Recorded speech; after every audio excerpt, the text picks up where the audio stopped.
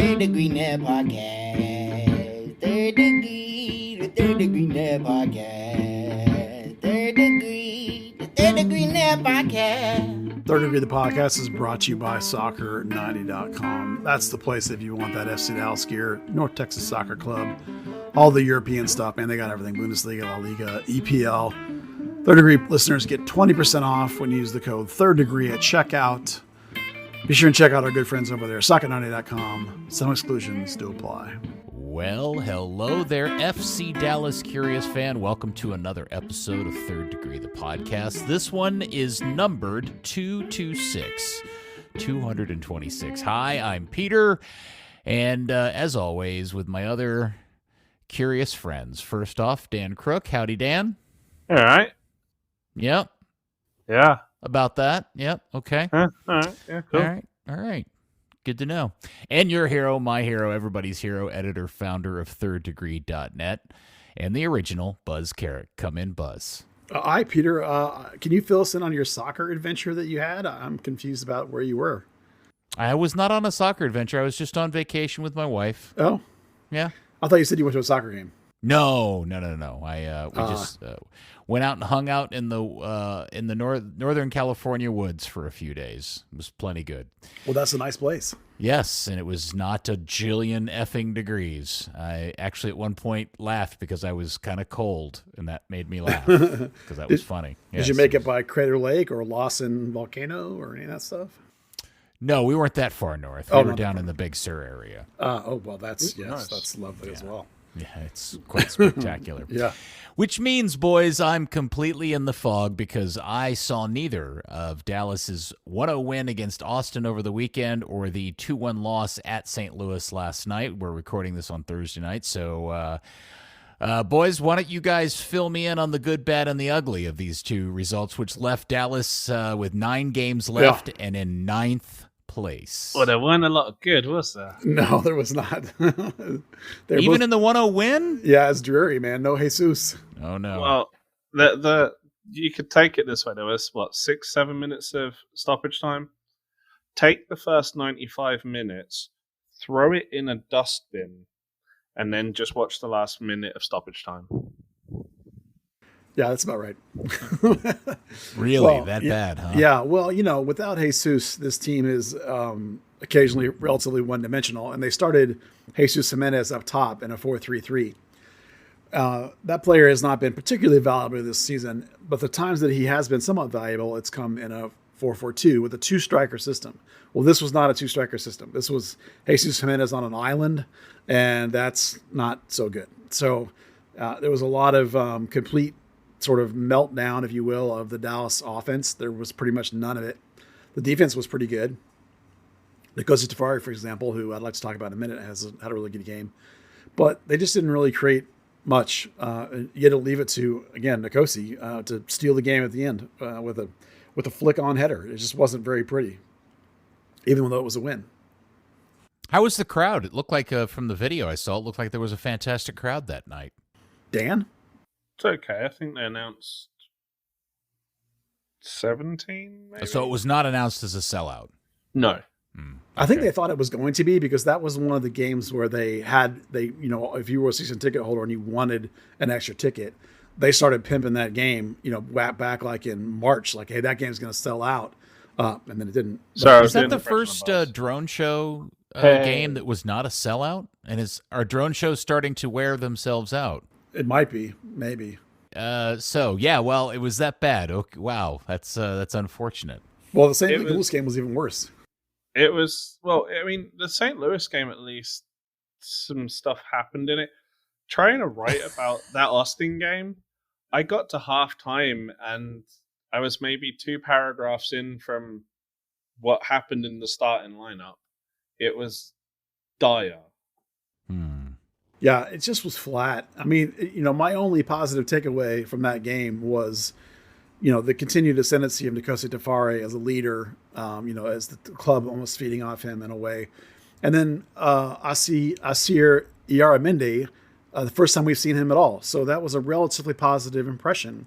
I liked his clearly higher level of game reading, his anticipation, his movement.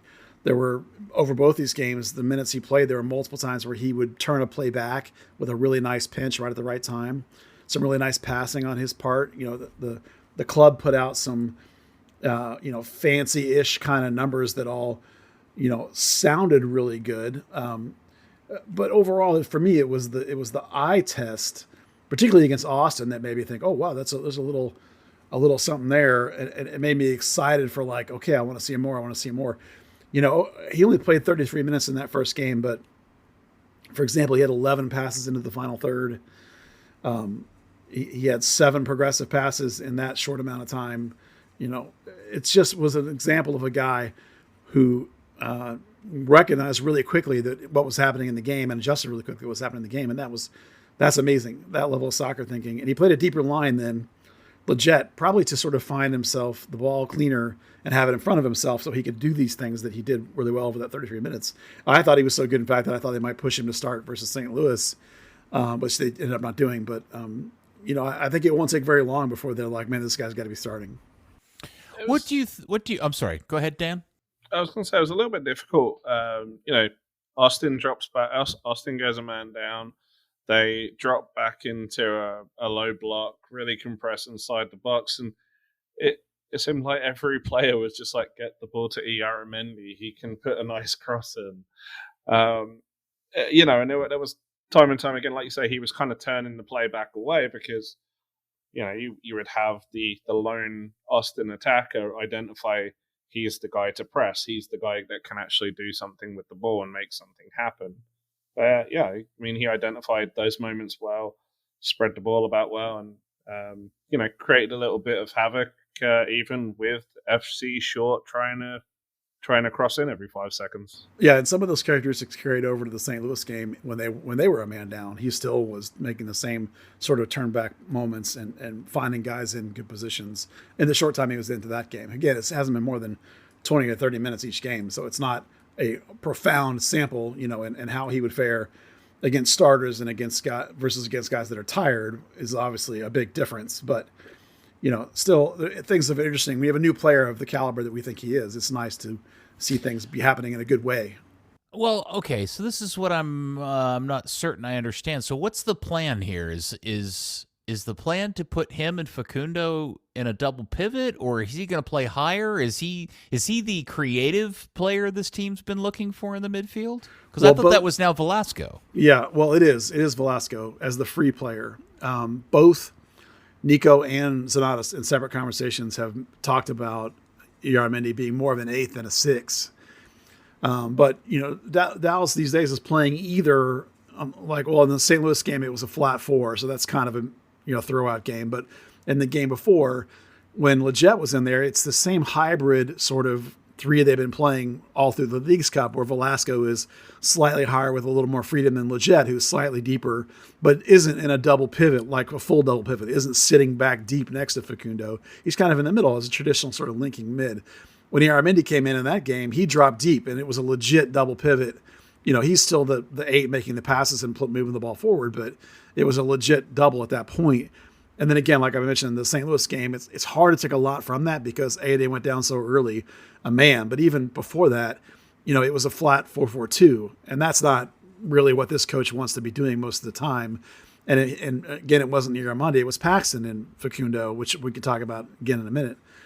So when he's come in, it hasn't been. It's each game he's come in, Illarramendi, it hasn't really been a good read on what would happen normally because they were up a man against Austin and then they were down a man against St. Louis. So it's not ideal from that perspective. For sure, Facundo and him in a double is legit possible. Yeah, I guess I'm asking what your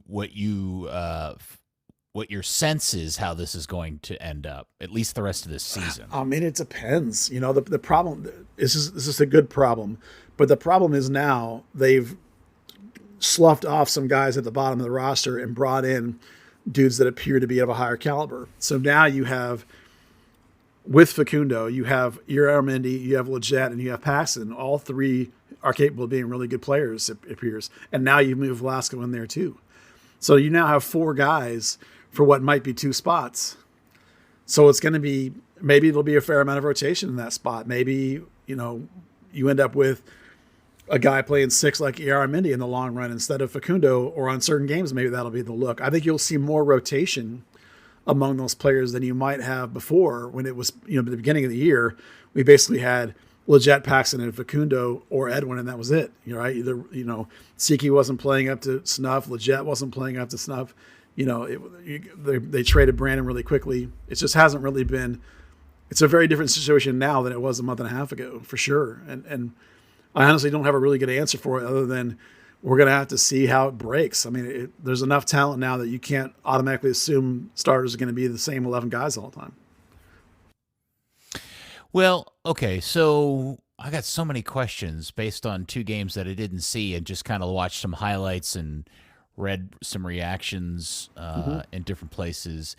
So let me figure out the best way to start this. So what I've heard you say, Buzz, lots of talent, good position to be in, blah, blah, blah. But I also hear you saying the team's not playing very well, looks flat, and nobody can score. Yeah, well, I was talking about the midfield. Without Jesus, it all falls apart up front is the problem. They went with Jimenez on an island in the first game, and the second game was Jimenez and Obrian together up top, and Obrian didn't start the Austin game. But again, they went down a man with a red card on that second game, and that kind of throws it out the window in terms of what's going on, because they immediately go 4-4-1 basically, and now Obrian's by himself up top, and against Austin they were up a man, so Austin was sitting in a really, really deep block. So again, you're not seeing much of an offense there without Jesus, of course, but you're looking at a game where it's Dallas having dominated like 68% possession or something stupid like that out of a team that doesn't want the ball. So neither one of these games are a really good read on what this team should look like or will look like when they actually are playing 11-on-11 soccer with their best player in the lineup. So the midfield all of a sudden has, choices to be made when before it had no choices at all. The front line still doesn't have those choices. Ariel is coming back but isn't there yet. Bernie flamed out against Austin and wasn't really very good. Obrian is Obrian. Eugene Ansa looks like he's a smarter version of Obrian, which doesn't get you all that much better. And Jimenez just stands there. So you really still have a problem at the front line is the issue. And I'll tell you how that's true. St. Louis, of course, is the best offensive team in the league. They've scored 52 goals now. Dallas has 26, basically. I think it's 27 after the 1 goal against St. Louis.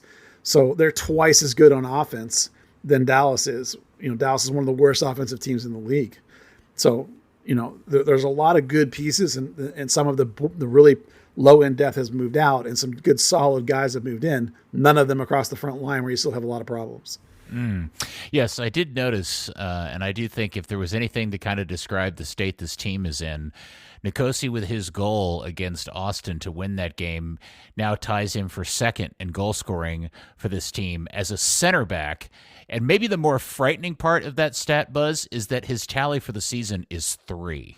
Yeah, and Bernie has 3 also. Yeah, and it's Jesus with 10 in first place. And Bernie being a guy who's, a couple months into his first ever career and has hardly started at all, and he's your third leading guy. It's just... So when I was gone, every once in a while out in the middle of nowhere, I would occasionally get Wi-Fi or some sort of cell signal. And I saw this alarming moment in the Discord. I guess it was after the Austin game where I had read, at least I was under the impression, I don't remember the timing of this, but that Jesus was gone because he had contracted COVID. But then I saw this photo of him at the game on the sideline, and suddenly everybody was in freak out mode of, oh yeah, quote, air quotes on, COVID, which was an indicator to a lot of people that, nope, they're just saving him. They're keeping him safe in tissue paper because he's going to get sold. And then I subsequently have seen you and other people say, no, that's not the case. He's actually sick, but then he wasn't here for the next game. And so, Buzz, can you just clarify for everybody what Jesus Ferreira's status is, please? Yeah, especially me. I want to know. Well, I don't believe the team has officially said that it's COVID. That's just what people, the word on the street is. No, but Nico said it. Oh, did he? Okay, good. Dan, I'm sorry I missed that. So yeah, officially it was COVID. So basically he missed the whole week of training, as you do when you have COVID, and then he was cleared to train on Friday. So as of Friday, he was not contagious, but he was suffering with some fatigue, obviously, from having COVID. So he did train Friday and Saturday, but they held him out of the game. But he wasn't contagious on whatever day the Austin game was because Yes. he was at the game. That's the Friday before that game. So I'm telling you is that the Friday before the game, he was cleared to train and cleared to play. And Nico let him train Friday and Saturday, but not play because he was still too fatigued from the COVID. Okay. And then they've held that over. They felt the same thing when they got to the St. Louis game. They felt the same thing. Nico and his staff felt he wasn't still too fatigued or still suffering enough from the COVID that they didn't want him to play. So they held him out these 2 games. Go ahead, Dan. I was going to say, what Nico said yesterday after the game was he's still working kind of on the side a little bit with trainers. He's just on kind of making sure that his lung capacity is there and that his breathing is normal. They don't want to, you've had guys who have not pulmonary issues exactly, but they want to make sure that everything is good to go for him before he's fully integrated. Yeah, so when he showed up at the game, I checked with his agent, who I've known for 20 years, and he has never steered me wrong. But again, he's an agent. But he told me, same as before, no, nothing's happening. He's really sick, legit. So the problem is, of course, it's a terrible look. Normally, you would say, if you're out for whatever reason, yes, you show up to the game to support your team. But when all this stuff is flying around about a guy, and everyone's like, oh my God, is he really sick? Is he transferring? For you to show up at the game when the team has said only you're out for illness, that was the official line, out illness, right? And then there you are, looking not at all ill. That's a bad look. So there was a poor management of that scenario across the board. I'm not pointing any fingers, but somebody should have said he was out for illness and he's back, but we're holding him out. So you might see him at the game, something like that. So because you created this scenario in people's minds where the club said he's out sick, and there he is, clearly not sick. What you do in that case is, like all the players that are normally out injured or sick or suspended or whatever, they have the seating in front of the Hall of Fame where, you may see them, you may not. But to go field side and be in all the photos and videos was a little bit weird. And then even weirder than that, when the team hasn't even announced, hey, he's out of the St. Louis game, 3 hours before the start of the game, suddenly he appears on Twitch. Yeah, that's true. Yeah. Okay. Can I be that guy and Sure.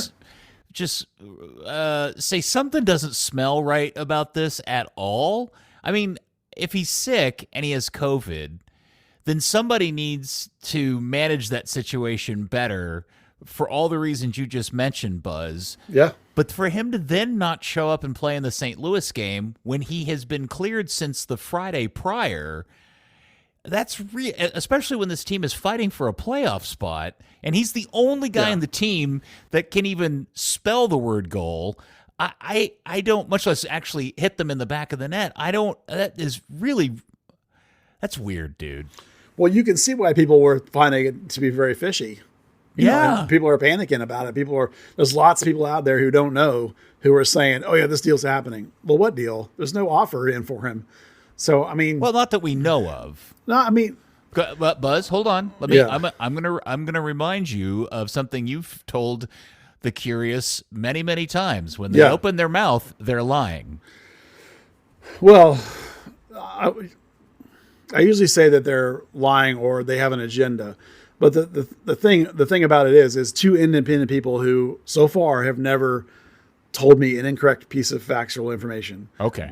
Both the agent and Zanata, separate interviews, separate occasions, have said to me, there are no offers in. Okay. So at some point, yes, you have to take them at their word to a certain point. I've known his agent long enough that I trust him, because we have off-the-record conversations too. And I feel very confident in saying that as of right this minute, there's nothing on the table. Okay. You got a couple of days left. Sure, absolutely. But I honestly am very comfortable saying that I don't think anything's happening right this minute. There's nothing being negotiated even. No even opening bids as far as I know. Like there are people that have called about the price, apparently, according to both those people, but no one has actually come in and said, okay, here's an offer and started a negotiation. It's all just been inquiring. You know what the old saying is, if you have to ask how much it is, then you probably can't afford it. Probably, yeah. That's probably true. And we've talked about that. We've talked about where we think the price is and how few clubs can afford that and his salary. It's a smaller group than it was a year and a half ago. So am I wrong? Does this not have ever so slight shades of the end of the Mauro Diaz? It does. Life cycle, because didn't something similar happen with Mauro? He mysteriously got hurt or was being held out again for one of his multiple injuries, and then next thing we knew, he had a big deal on the table from the Middle East. Yep, he got a late offer for triple his salary, and he was missing from training. And it was Oscar at the time, and I was like, "Hey, what's going on with Mauro Diaz?" And he was like, "Oh, well, he just needs time off from time to time." And knowing Oscar like I knew Oscar, I was like, well, shit. And people I knew were telling me behind the scenes, oh man, he's got something going on. And then that turned out to be true. But this is the opposite of that. Yeah. It's not people behind the scenes telling me, oh man, something's going on. This is, them saying, people, my connections saying there's nothing tangible going on. Could something happen in the next 4 to 10 days? Of course it could. But as of the day of the game, as of Saturday, when I had that last conversation with his agent, nothing was going on. So yeah. So okay. So let's just set aside the idea that this is really all a ruse to cover up his potential sale, and that he actually was sick. Mm-hmm. We can all agree that at the very least, somebody needs to do a better job of media relations, public relations, just the overall look and feel of how this thing was handled over the last 5 or 6 days. Yeah, part of it is that the coaching staff doesn't want it out that he's going to play or not, right? They want a last-second notification, and so that's why at the time of the thing, they just say he's out, illness. Right. Yeah, I get it. But what part of this is not just that, Buzz, but I'm talking about the part that's confusing everybody is he's not in the first game, but he shows up at the game and then he mysteriously misses the game 5 days later or whatever the number of days is. And he doesn't travel or nothing. How sick is he really? I think that's the part that's confusing. Well, that's the thing is you know enough about COVID that once you cross that threshold where you're not contagious anymore, you're not really sick anymore. Right. So as of Friday, he wasn't actually sick, but he still has symptoms. So he still has fatigue. He still has, not getting deep rest as you'd like to. So the training staff, not the medical staff, the training staff says, we think it's a bad idea that he plays. And so they don't play him, and they were hoping he would be able to go by the St. Louis game. And clearly somebody decided that he still wasn't good enough. Now, the bad part is showing up when all they say is illness and you show up and then going on your stream 3 hours for the game and letting that cat out of the bag that you didn't travel. So there's a couple of things there that are not being managed correctly, Now, that's not the agent's problem, that's a PR problem, But then again, Jesus is not exactly PR responsive necessarily. So he's not easy to manage on a PR level, Jesus. He does what he wants to do, So there's only so much you can do. Buzz, when you say a phrase in referring to a pro athlete going on your stream 3 hours before the game, it all feels like we're living an episode of Black Mirror. Yeah, it's a new world order, my man. It's very weird. He's a Twitch gamer, man. Yeah, he had when I went and looked, he had 45, 50 people watching him play whatever game he was playing, Yeah. Well, I guess the larger problem is obviously if they do sell him, and maybe this turns out that if they sell him, the season's just done and toasted at that point, isn't it? Oh my gosh, yeah. I mean, if they sold him in this window, it's over. I mean, they wouldn't make the playoffs. They would try. It's too. Their window is closed, so they couldn't bring anybody in unless they found some free agent floating around there. But how good would that guy be? That'd be terrible. It can't be any worse than Ansa. Right. Well, sure you can. Oberon's worse than Ansa. Oh, fair. Okay. Yeah, and so was Jimenez. If they sold him now, they'd be in trouble in terms of this season. It's another reason why I don't think it would be anything now. It's because they know how big a deal it is. The club will have to do their due diligence though, because this winter, the likelihood will go up that he's going to go. And every window from here on out, the likelihood will go up as his contract time diminishes, and if he continues to play at this level.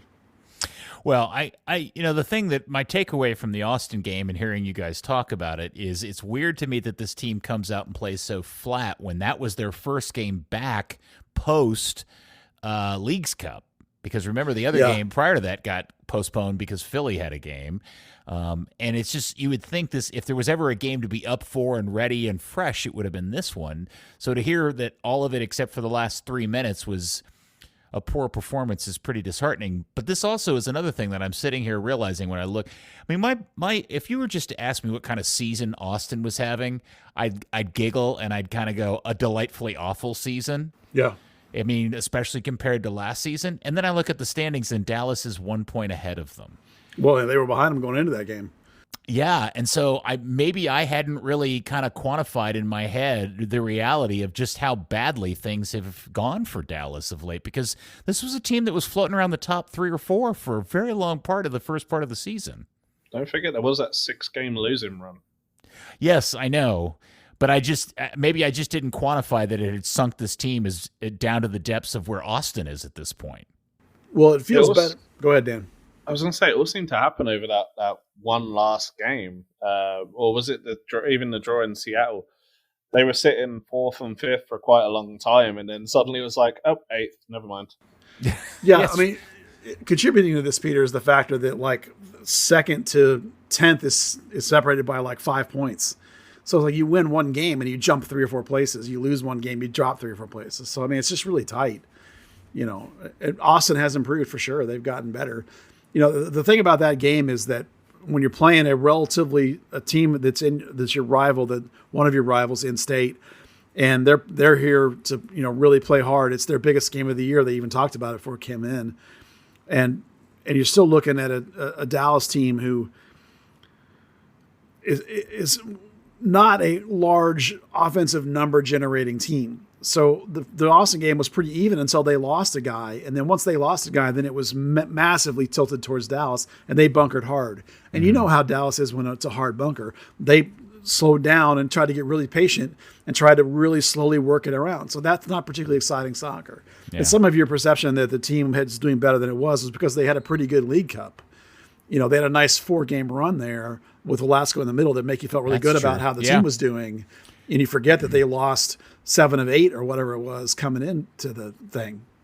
So let's talk about Alan. He got called up to the Argentinian national team, which is obviously a big treat for everybody. And by and large, one of the positive things that I have read based on some of the comments from the last 2 games and from seeing him, as you mentioned, is his improved play, and moving him to the center seems to have reinvigorated him within the squad.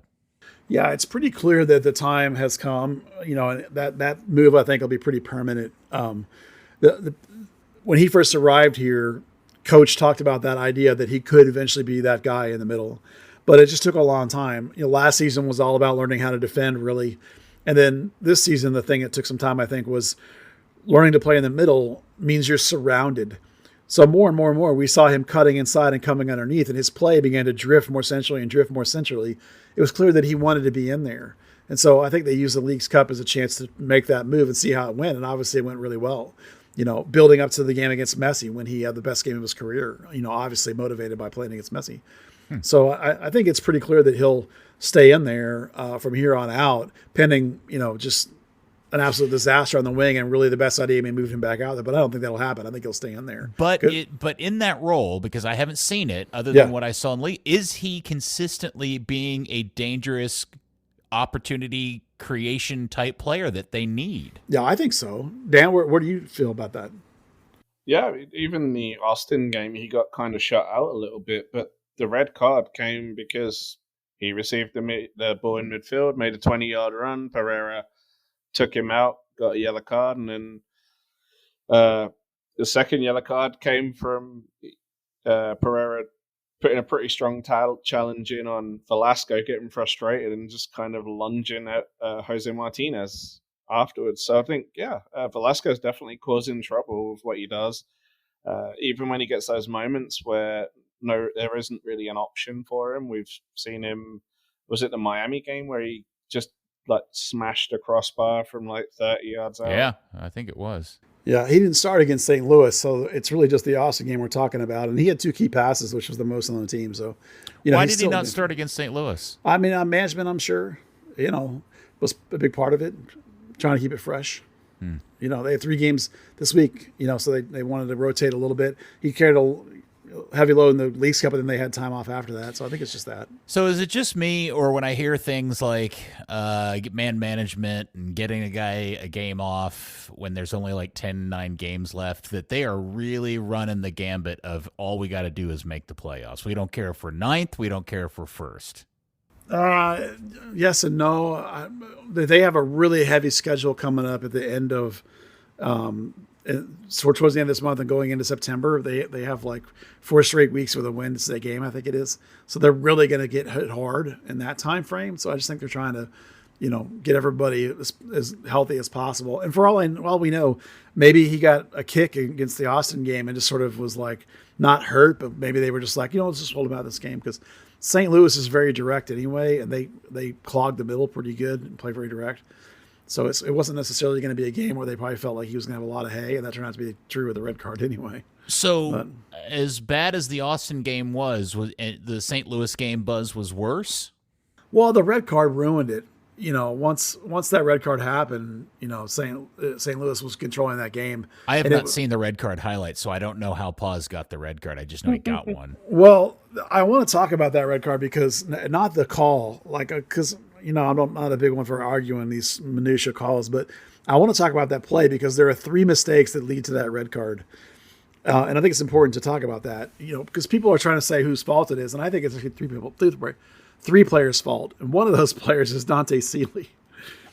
Dante is still very naive about playing sort of this deeper wide midfield or even wingback role. And what happens in that play is Tafari is moving across midfield back towards his keeper, and the ball's bouncing in front of him. And he clearly looks at Dante Seeley and waves and saying, check back to me, check back to me.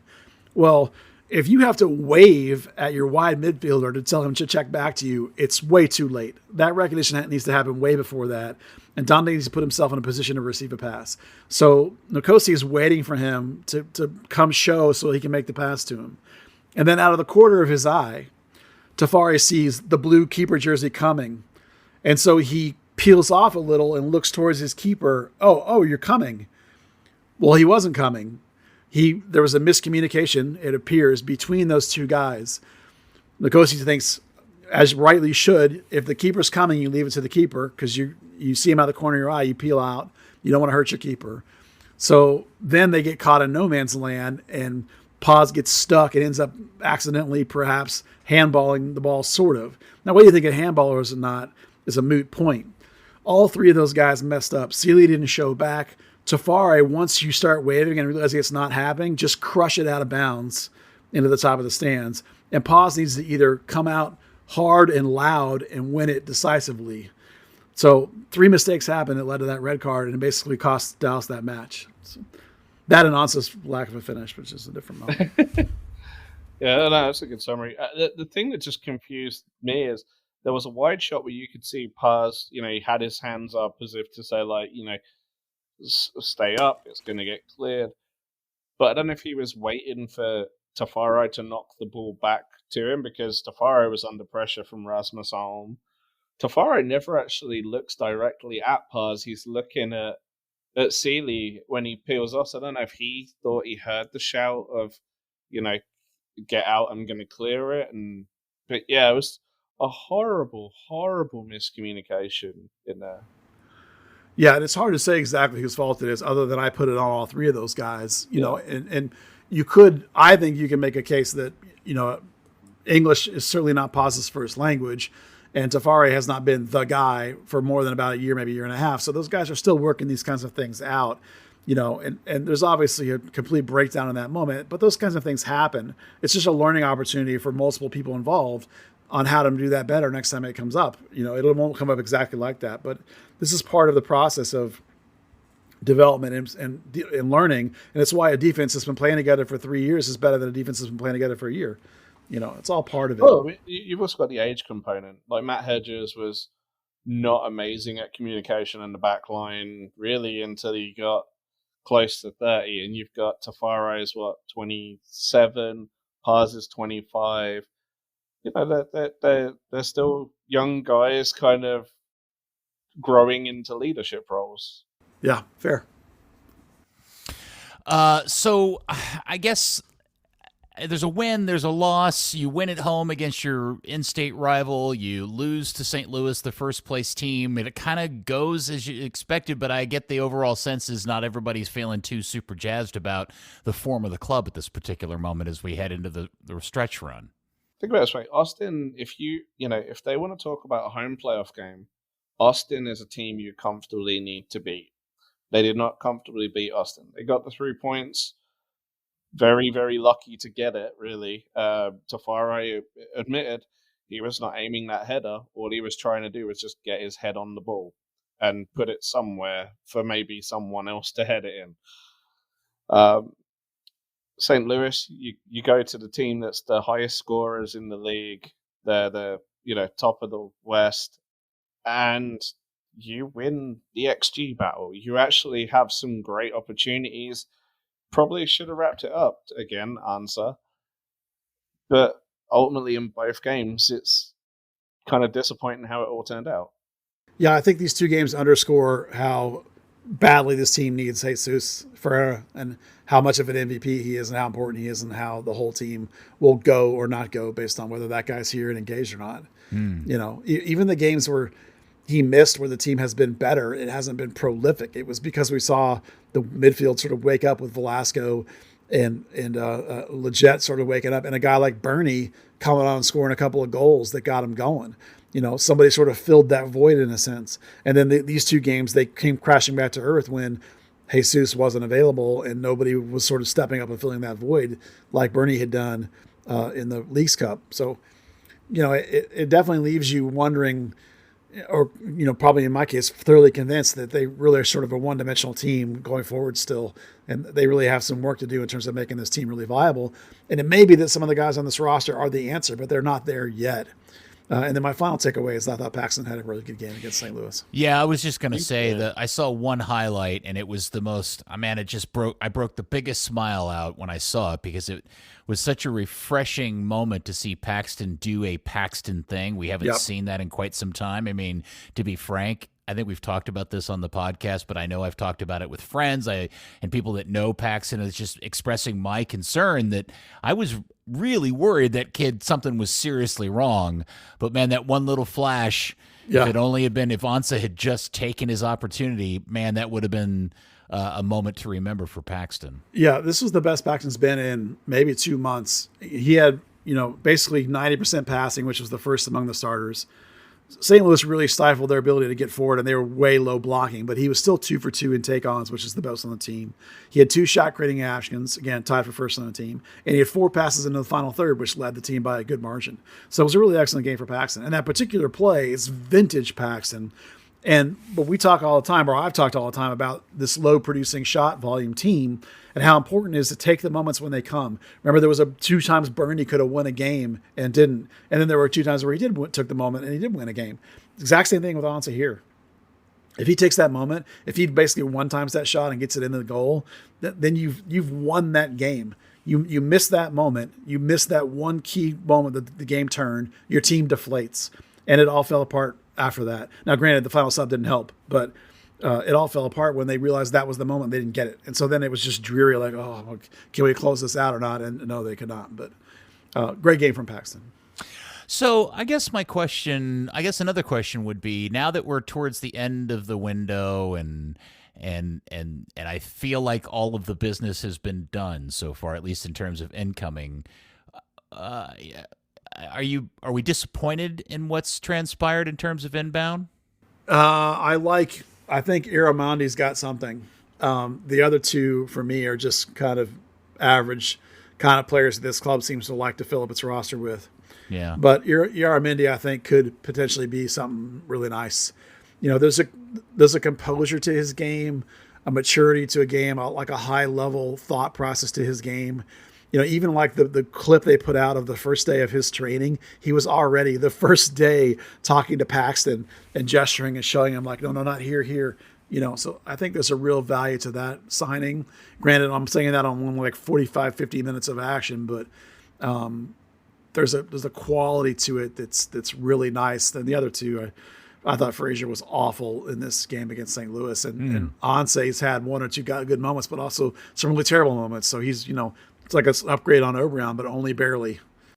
Yeah, Frazier was pretty terrible. Like, yeah. So, I mean, the first thing that happens when he comes into the game was that errant pass from Tafari, and he just, it's maybe a yard away from him. He could probably stretch for it, run to close down the loose ball.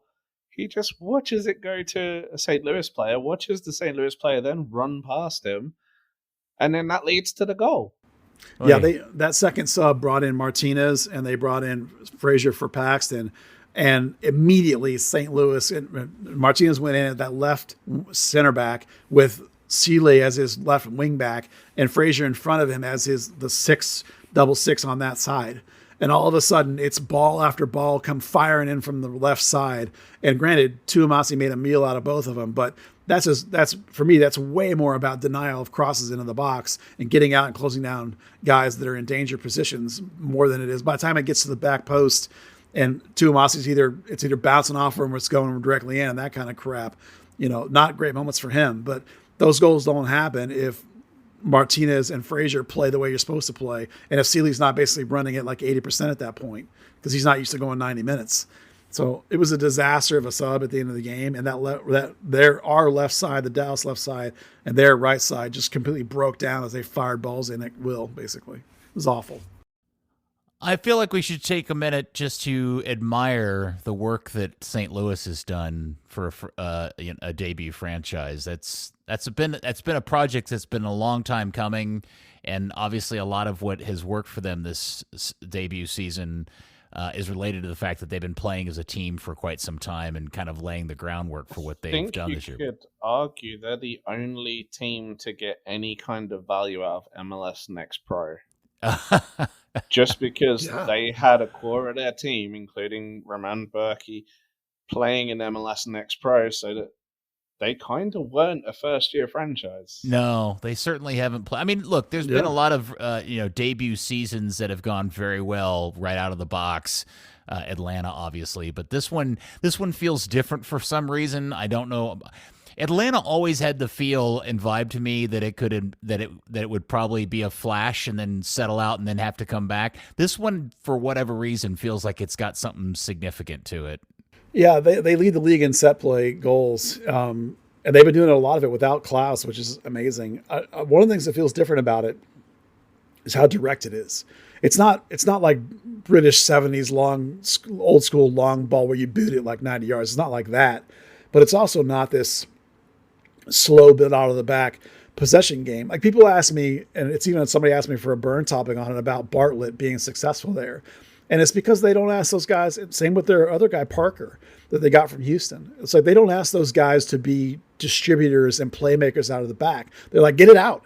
And they just get it up the field fast. It's like Johnny Nelson was doing fine there because it was like, get it up the field. They're not trying to be fancy and do this ticky-tacky Barcelona, dribble it up. They're like, it's like a track meet. They're going like Minnesota plays in a way. So it's a little more rare in this league to see teams that are direct like this and have this less of this Spanish Latin influence that we have a lot of in this league, which is great. Don't get me wrong. I love that kind of soccer too. So it feels different than other teams. And you can see that in the high number of set play goals they have. And not the amount of, it's not counterattacking, just as it is like an alacrity to just get out the field and get at you fast. All right. Well, next up is the aforementioned Atlanta with their star Argentinian coming in on the 2nd at 7:30. Well, thankfully, I assume he'll be gone just like after the game, just like Velasco is. So Almeida will not be at the game, but Velasco will? No, I'm assuming he will be with Velasco. That's what I'm saying. Oh. Sorry, I didn't articulate that well, but I'm assuming he will be there just like Alan will be. Yeah. So they're saying. I mean, we'll see, but Well, with 9 games left, the other note to just keep in the back of your head is that 5 of Dallas's last 9 games are home games. But the next 2 are home games. 3 of the 4 for September are home games. Yeah. And then 3 of the last 5 are away games, at Philly, at Houston. Oh my God, how good are Houston now? Yeah. And the season in LA. So RSL's only 4-5-4 at home, so there you can get points there too. Weirdly, so it's like you gotta make your hay at home. Maybe you can get a little bit something at RSL. Going to Philly and going to Houston are really tough. And then, you're hoping you're going to LA's not that very good either. So you can actually feel like you can go to LA maybe and get a point. So Buzz, going with Atlanta on Saturday. Let's just assume Jesus is healthy and he better be and not getting sold. Yeah. I mean, if he's not, it's just a mess, but he better be. I mean, I don't even know what to do. If he's not, Jimenez has been awful for 2 games. I can't fathom they would go back to that again. Surely they would stick with something like O'Brien or something. I mean, it's not ideal, but at least the guy moves. Yeah. So let's just assume it's Paxton. We did not see Areola in St. Louis, so I assume he comes back after he was better against Austin. Not great, but better than he had been the game before. And then the other wing is a crapshoot. Honestly, is it O'Brien? Is it Bernie? Is it Ansa? I mean, at this point you can flip a coin. Through Leagues Cup, I would have said it was Bernie at a lock, but he got yanked fast against Austin. So I don't know. And we didn't really see him. Did he come in against St. Louis, Dan? I don't remember. No, he didn't. Yeah, so, I mean, Dante Seeley started in wide midfield against St. Louis, which I'll tell you where the situation is on that side. How did he play? He was okay. He's not – when he's come in late in games – he's had some really good moments and done some electric things and really gone at people and been aggressive, but he's playing wing. He's not playing wide midfield. And when they put him at wide midfield or wing back, he's kind of lost. He doesn't know what to do. So he kind of just jogs around a little bit and tries to use his athleticism to recover.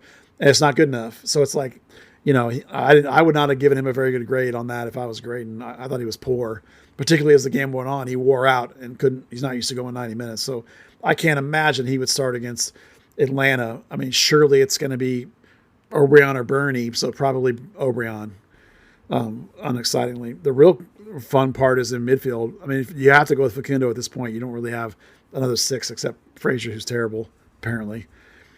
Paxton played pretty well, but again, midweek, so you probably go back to Leggett. Although Leggett played 2, so maybe it's finally time to start Illarramendi. Man, honestly, at this point, I'm grasping at straws for like what you would do.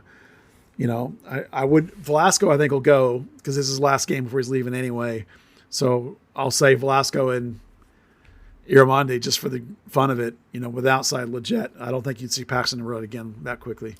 But how did we get away from Leggett? Leggett was playing better all of a sudden. He did, but they played him wide midfield last game, so it was just, whatever. It could easily be him, but he just played like 2 straight games.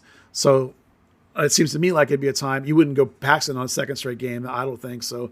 It just lines up maybe where it's time to put Illarramendi in longer. But it can honestly flip a coin on any of those 3 guys at this point.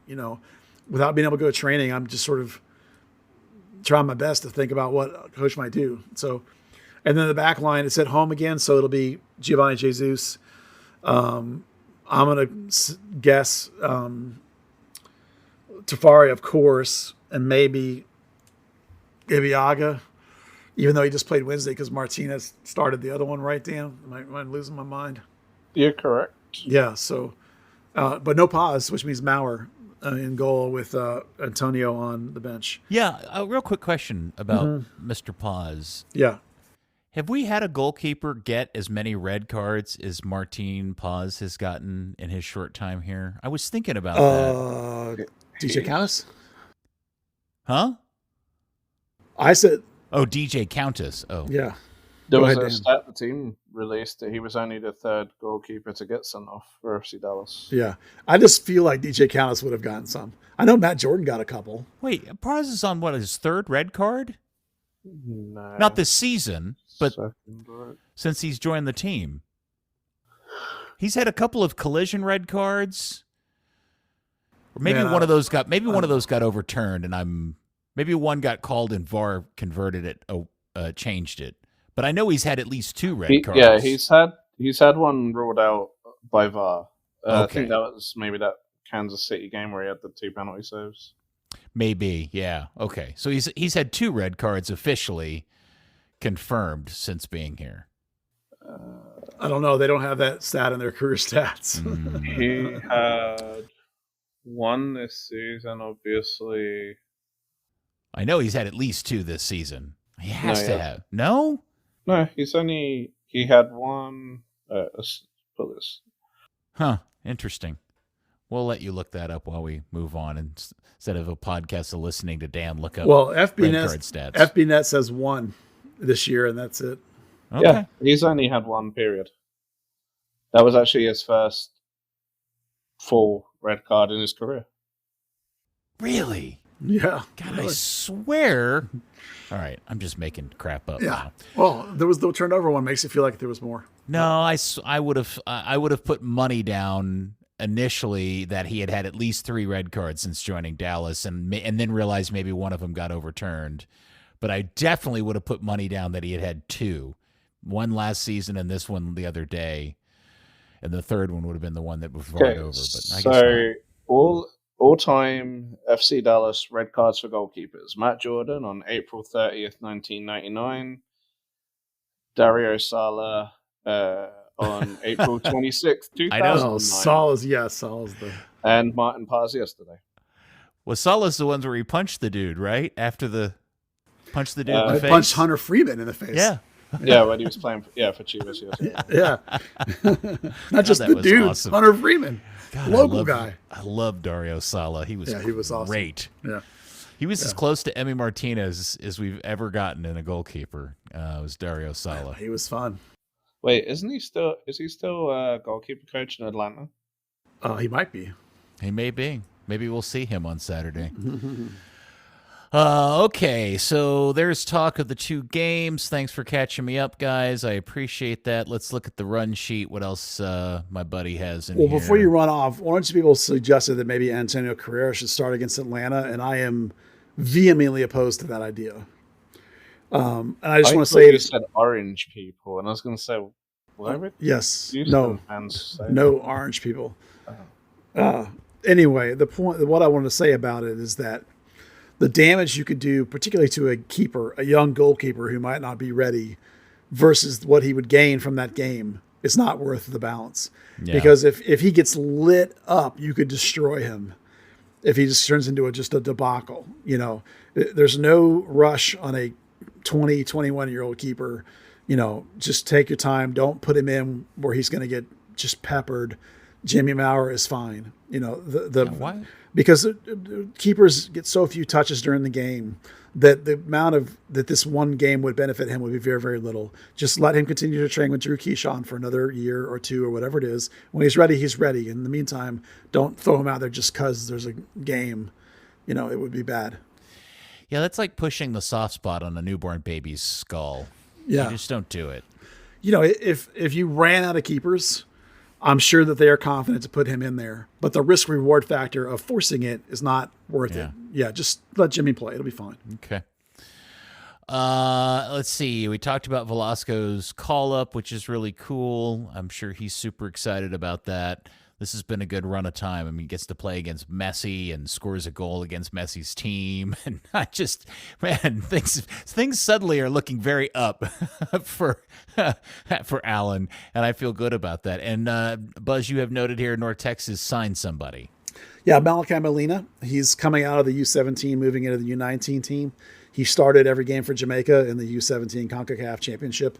He's a player that I've been talking about for a couple of years now. He's a Brian Reynolds type vertical athletic winger who, like they've converted to outside back. He's a right back predominantly. He's played a couple times for North Texas, has had 1 or 2 good games and 1 or 2 bad games. But he's a young guy you want to develop. He's been on my homegrown watch list for 2 years now. So it's a good player, good young player. in the long line of right backs they had coming through the system, he's one with a lot of upside potential. Well, I'm glad you said his first name before I had an opportunity, because I would have pronounced it Malachi. Malachi, no, it's Malachi. People call him Mal or Kai or whatever. He's Malachi Molina. He's I call him Malachi. Malachi, yeah. He's from Florida, I believe. He is an American, but he is U.S. and Jamaica eligible both, and so far he's played for Jamaica, their youth national team program. So. And then the other thing to note is the Atlanta game is their Burn Retro Night they've been promoting. And I think I saw somewhere somebody said that Chad Deering, Paul Broom, and who's the other old Jeff Burn? Cassar. Jeff Cassar are all going to be there to do that silly button thing. Yeah, they are. And there'll be a meet and greet in the Windstar Club with them. And here's the other part about here's the thing that is going to drive me nuts is they're going to wear those white Burn Flame retro shirts with white kits, which means their opponent, which is a red and black team, are going to wear red and black in Toyota Stadium when they're the away team, and that's just wrong. Well, the league image has Dallas in the white with the black shorts, so that at least will be something. And white socks. Well, I wonder how they're going to pull that off, because I don't think Atlanta has an alternate color pair of shorts. I think they only have black. Well, they have Atlanta in black. You're the only one that minds black, like matching Atlanta black shorts. has that new third shirt too. Well, they do. There are other options, but take it with a grain of salt. The league image has been sent out, and it's Atlanta in red, black, red. Yeah, maybe Dallas they'll wear white, that black, new white. graffiti. What are the shorts for those, Dan? Do you know? I don't know. Well, I did see someone walking into the stadium wearing it the other day, and it is pig ugly. Yeah, I saw a picture of it, and the thing that I don't like about it is the same thing I don't like about the Burn Retro shirt, which is they everything was too symmetrical with those flames, and they were too big, and they're all in a line. It looks like wallpaper, and the Atlanta, at least the brief kind of look at it I got, felt like it was all too symmetrical in its design, especially for something like graffiti. It should have felt messier than that, but who knows? All right. Oh, it's because Messi, obviously. No, that's unfortunate. Okay, what else? Anything else we need to cover here? Well, I wanted to say one more thing about Alan Velasco. They put out an interview that they did, obviously in Spanish, when he got called up for the Argentina. And I thought it was really interesting that he said that he knew that he'd been playing well in the Leagues Cup. And he said specifically, I played my best game against Miami and Messi. And he said, and it's probably because of Messi. So he has a recognition that the moment was there and he recognized it. And he thought it was really cool that Messi wanted to trade jersey with him and gave him a hug. So it's a pretty cool little interview. I mean, obviously I had to watch it in Spanish subtitles, but I'm convinced that a lot of what's going on with Miami and Messi is I'm 100% convinced a lot of it is a byproduct of other players elevating their game because it's Messi or overwhelmed by the moment because it's Messi. Does that make sense? 100%. Yeah, totally. And I just thought it was super cool that he recognized the moment. And what you want is players that in the moment rise to the occasion. That's exciting. And for him to have a recognition of it and accept it and still rise to the occasion is phenomenal. I just love that. Yeah, the goal that he scored against Red Bull the other day, the tap in, and that whole sequence was the most definitive example of his pure genius as a player, but also the just kind of overall level of MLS defending and the differences between MLS and other top leagues in the world, not other top leagues, but top leagues in the world, where the everybody just kind of was like lulled to sleep in that moment. Do you know the sequence I'm talking about, Buzz? Yeah, I remember it. It's just, it was, if nobody's gone back and watched it, go back and watch the highlight. You can find it all over Twitter. Just, Messi starts that entire sequence and then he has a marker on him out of the midfield. And then that guy just like mysteriously just stops following Messi. And Messi just kind of strolls into the box and taps the cross in. It's the weirdest thing.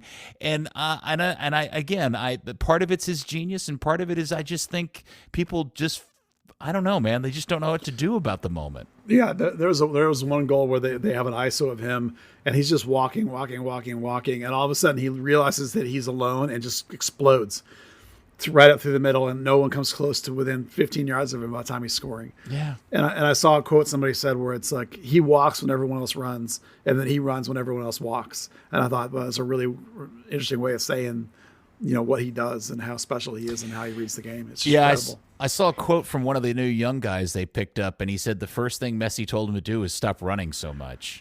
Yeah, I love that. Like, just slow down and stop running so much. And I thought, that's crazy. But again, I've said this 1,000 times. Messi is the only player that gets away with that kind of profile as a player, because every other forward that just kind of walks about and doesn't do anything, everybody hates as a player, because they're not trying very hard and they don't convert the opportunities when they get them. Yeah, Messi just does it every time. Well, he has some sort of level of soccer smart to know when it's important and when to do it.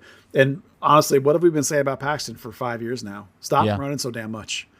A lot of people could take a lesson from that guy. The wisdom of the game when you're, playing, you have to play 90 minutes. It starts when you're like 15 years old. You have to start going 90 minutes. And there's multiple kids I watch in the academy burn themselves out, and by the 70th minute they're gassed. It's like, man, it's a 90-minute game. I mean, I think you can point at Dante Sealy last game burned himself out about 70, and that was a part of why the collapse happened. It's not just him; he's just one example. But Paxton for years has been burning himself out at the 70, 75-minute mark, and we've always talked about, there's been problems with his defense. Martinez notably burning out late in games when he has to go the full 90 and he can't. He has that leg problem comes in. So it's a recurring issue, and it's why I hate 5 subs, because I think it's so important to be able to be 90-minute fits. And if you can't do it, then you're not as good a player. Keep preaching, Buzz. Yeah, man. It's never going back. I know. As much as I complain about people that complain about promotion relegation, I say you get to live in the world. I have a recognition, right? I live in the world. I know 5's never going away.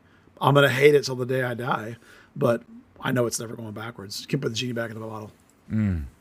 Well, here we go. The stretch run is here. September is here, and this is where it gets dirty and nasty and a fight to the death. And we'll see how it plays out for those of us who are curious about FC Dallas. Yeah, but they've had some stretch runs the last couple of years that have been really tough. This one isn't horrible in terms of the amount of home games and some of the chances you have even on the road to make some points, but it's tight. It's the amount of games you have with all these midweek games because of Leagues Cup and because of the Philly game getting moved. I think the reason why I'm concerned is that the whole team just feels like a very ungelled, just a bunch of pieces, and I have no sense that I understand what this, I honestly don't know what this team's best 11 is. No, I don't either. I don't know. Well, Buzz, if you don't know what this team's best 11 is, they've got a lot of problems. Yeah. There's too many guys that are not playing up to their potential or their salary yet, and there's new pieces that are decent we don't know enough about. There's young guys who maybe aren't consistent enough. Some of that leads to tough decisions from the coach. Some of it leads to choices where you don't really have a choice and you're kind of stuck doing whatever you can. I mean, welcome to MLS, basically. So, again, not a cup team, right? I mean, we've been saying that since January. This ain't a cup year. Well, I guess we'll find out, my dear friend. So we've got, by the way, just one game. We got the international break after the Atlanta game. So Atlanta in Dallas at 7:30, and it is on the Apple TV, and it is a season pass game. So there you go. Dan, you still there? Yeah, I'm clinging on. Okay, well, go take a nappy nap. Go get some shut-eye. Yeah. I mean, gotta get ready to watch Luton get their first Premier League win tomorrow. I'm rooting for you, boys. I'm definitely. I am worried. I'm more worried about my Luton pick prediction of not getting relegated after 2 games than I want to be honest with you, sir. Yeah, we'll see how it goes. Just bought in Tough to games. Mengi today. Transfer window tomorrow. Love the kits, though. All right. Thank you, Dan. And Buzz, thank you, sir. Thanks. I'm going to have to make a phone call and straighten out Newcastle's Champions League group that didn't go to my liking. It did not go to your liking. No, it did not. And that game against Liverpool did not go to your my liking God. either, sir. Oh my The gosh. end of that one was like, well, we're not there yet, I guess. All right. Since you're my one you're the one Newcastle friend that I have, are you at all worried about Eddie Howe? No. Really? After just the think- way he didn't attack City and just kind of let Liverpool slip through his fingers? Yeah, I'm not worried about it. City's the best team in the world, and Liverpool, obviously was not the outcome you would want. But, I think that Newcastle's not there yet. Last year they overachieved a little bit. I'm just happy to be in the Champions League. Yeah. I think we're okay. I think you need some more moves. They went out and signed smart, young, interesting players. And Yeah, they Tonali could be really good. He looks pretty good, and some of the young guys they have that they signed middle of last season are coming through and looking exciting, and the guys that they've signed just now look like they'll be exciting in the future. And they haven't done dumb stuff like try and go sign Mbappe for $500 million and stupid things like that. So they're still being relatively intelligent about it. So I like all that. Okay.